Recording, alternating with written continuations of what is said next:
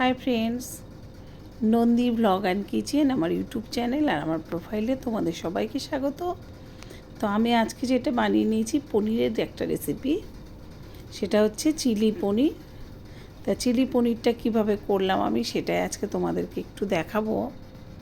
তা প্রথমে চিলি পনির করার জন্য আমি পনিরটাকে এরকম ছোট ছোট করে পিস করে নিয়েছি। তারপর তার মধ্যে সামান্য লবণ দিয়ে দিয়েছি। লবণটা যেন বেশি না হয় সেটা একটু খেয়াল রাখতে হবে। সেখানে লবণটা দিয়ে দিলাম, আর তারপরে এখন আমি দিয়ে দিলাম এখানে আদা, রসুন আর কাঁচা লঙ্কার একটা পেস্ট, আর একটু পেঁয়াজও আছে। আর তার মধ্যে দিয়ে দিলাম আমি একটু কর্নফ্লাওয়ার দিয়ে এবার একটু ভালোভাবে আমি হাত দিয়ে পনিরগুলোর মধ্যে একটু মাখিয়ে নেব। একটা কোট যাতে হয় সেই কারণে পনিরের মধ্যে আমি এই কর্নফ্লাওয়ারটা মাখিয়ে নিলাম। আর সামান্য একটু হলুদ দিয়ে দিলাম। হলুদ দিয়ে আবার একটু নাড়াচাড়া করে নিলাম আমি। এবার এদিকে আমি আবার একটা ফ্রাই প্যান বসিয়ে দিয়েছি গ্যাসের মধ্যে। তার মধ্যে তেল দিয়ে দিয়েছি, তেলটা গরম হয়ে গেছে। এখন আমি এই যে পনিরগুলোকে একটু ভেজে নেব, তবে একটু দূরে দূরে দেবো যাতে একটার সঙ্গে একটা গায়ে গায়ে লেগে না যায়। হ্যাঁ, তো এইভাবে আমি সব কটা পনির আস্তে আস্তে প্যানের মধ্যে দিয়ে দেব, যতগুলো হয় একবারে আর কি। তাই কিছুক্ষণ হওয়ার পরে আমি একটু উল্টে দিলাম।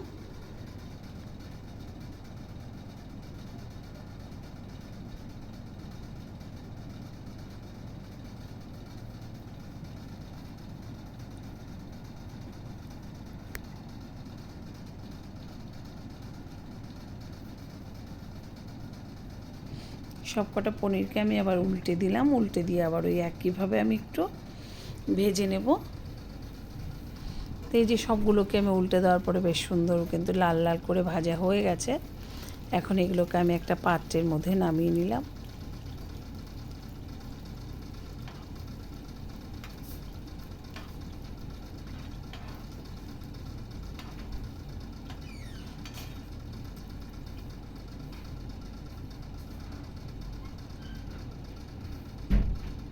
এখন এই তেলের মধ্যে যে বাকি পনির কটা ছিল সেগুলোকে আমি আবার দিয়ে দিলাম, দিয়ে ওই একই পদ্ধতিতে আমি ভেজে তুলে নেব। এই পনির কটাও কিন্তু একদম সুন্দর ভাজা হয়ে গেছে লাল লাল করে। তা এখন আমি এগুলো তুলে নিলাম ওই একই পাত্রে। তুলে আমি এবার এদিকে কড়াই বসিয়ে দিলাম রান্না করার জন্য। তা কড়াইয়ের মধ্যে ফ্রাই প্যানে তেলটাও দিয়ে দিয়েছি, আর এদিকে তেলটা গরম হয়ে গেছে।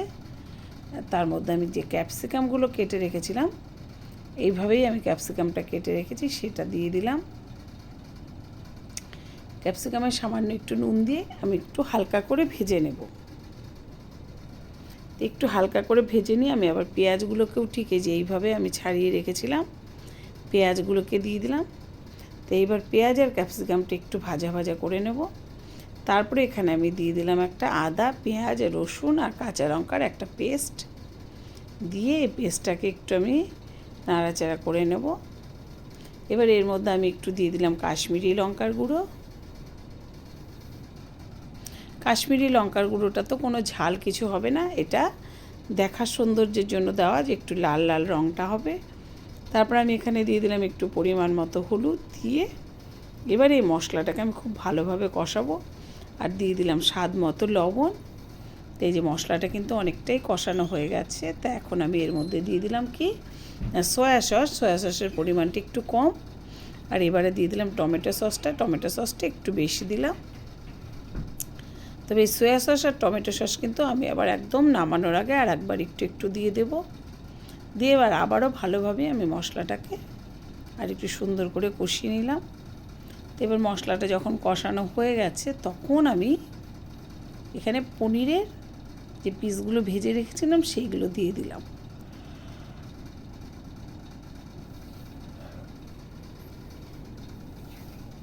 দিয়ে এবার একটু আমি নাড়াচাড়া করে নিলাম মশলার মধ্যে। এবারে দিয়ে দিলাম আমি একটু পরিমাণ মতো একটু জল। তো এইটা যেহেতু খুব একটা ঝোল হবে না, আর পনিরও সিদ্ধ হওয়ার কোনো ব্যাপার নেই, আর ক্যাপসিকাম পেঁয়াজটাও যেহেতু সুন্দর ভাজা, তো এই জলের পরিমাণটাও কিন্তু খুব অল্পই দিতে হবে, খুব বেশি জল দেবার দরকার নেই।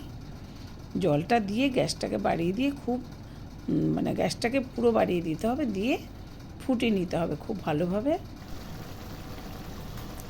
এই যে এরকমভাবে আমি ফুটিয়ে নিচ্ছি। আর তার মধ্যে এবার একটু স্বাদ মতো অবশ্যই চিনি দিতে হবে। যে তরকারিতে সস দেওয়া হয় সেই তরকারিতে একটু চিনি দিতে হয়, নইলে তার টেস্ট আসে না, একটা টকটক ব্যাপার হয়ে যায়। তো এখানে আবারও আমি সয়া সস আর টমেটো সসটাকে দিয়ে দিলাম কিছুটা কিছুটা করে। তা দিয়ে এবার আবার একটু কিছুক্ষণ আমি ফুটিয়ে নেব।